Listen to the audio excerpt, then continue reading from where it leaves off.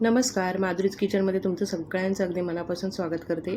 तर आज मी तुम्हाला भरली मिरचीची रेसिपी करून दाखवणार आहे. करायला सोपी आहेच आणि त्याचबरोबर आपण ह्याच्यामध्ये जे साहित्य वापरले ते आपले घरगुती आहे, त्याच्यामुळे ही भाजी पटकन होते आणि चवीला खूप छान लागते.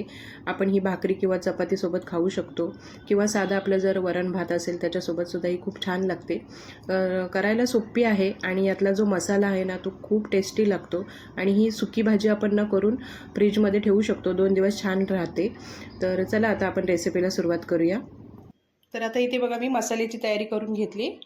इथे हे सुकं खोबरं घेतलं आहे 1 वाटीभर, कोथिंबीर घ्यायची थोडी जास्त, आल्याचा तुकडा घेतला आहे आणि तो असा म्हणजे कट करून घेतला आहे बारीक आणि 10 ते 12 लसणीच्या पाकळ्या घेतल्या. तर आता ना हे मी वाटण करून घ्यायचं आहे, जाडसरच वाटायचं आहे थोडं. तुम्हाला जर ही मिरची ना हिरव्या वाटणातली करायची असेल तर यामध्ये हिरवी मिरची घालू शकता तुम्ही. तर आता इथे बघा ह्या मिरच्या घेतल्यात आपण भरायच्या आहेत, त्या स्वच्छ अशा धुवून घेतल्यात आणि पुसून घेतलेल्या आहेत. तर त्या आपण नंतर कट करून घेऊया. तर आधी पहिल्यांदा मी ना आता मसाला वाटून घेते जाडसर असा. आता या मिक्सरच्या भांड्यामध्ये ना हे खोबरं घेऊया, सुकं खोबरं. त्यानंतर यामध्ये घालूया या लसणीच्या पाकळ्या, आलं आणि ही कोथिंबीर. हे मी वाटण करून घेते. आता हे वाटण बघा मी इथे करून घेतलं आहे. हे बघा असं जाडसरच थोडंसं ठेवायचं, एकदम बारीक पेस्ट नाही करायची त्याची.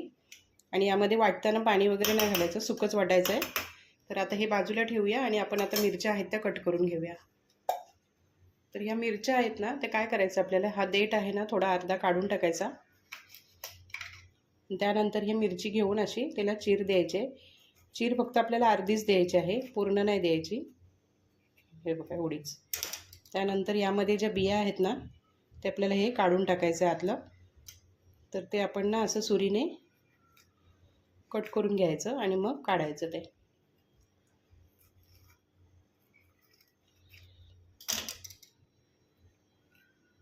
म्हणजे आतल्या बिया आहेत ना त्या काढून टाकायच्या थोड्या, म्हणजे कसं मिरची कमी तिखट लागेल.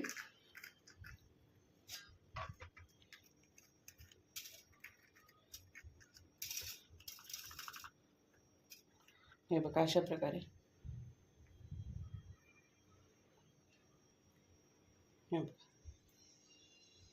म्हणजे यामध्ये कसं आपल्याला मसाला व्यवस्थित भरता येतो. तर आता मी सगळ्यांच्या बिया काढून घेते.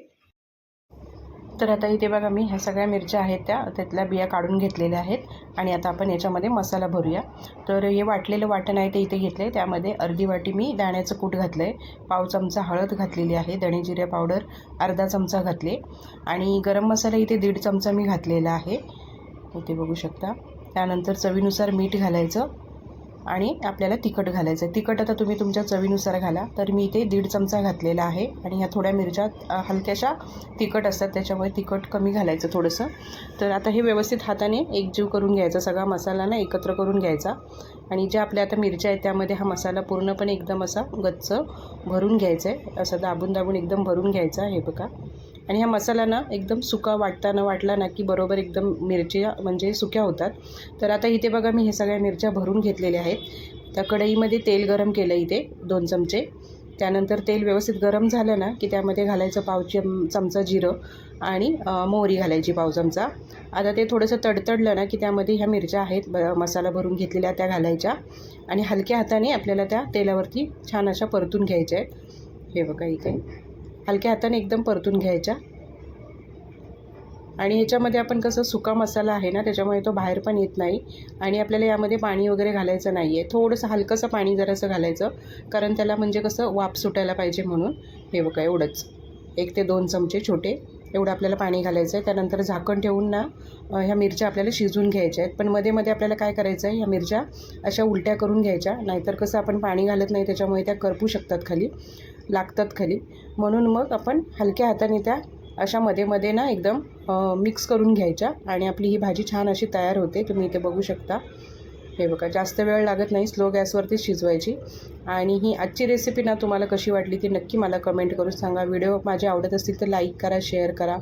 आणि ही मिरचीची भाजी आहे ती तुम्हाला कशी वाटली ती नक्की मला कमेंट करून सांगा. आणि ही भाजी आहे ना तुम्ही चपातीसोबत किंवा साधी आपली डाळ भात असते ना त्याच्यासोबत खाल्ली तरी खूप छान लागते.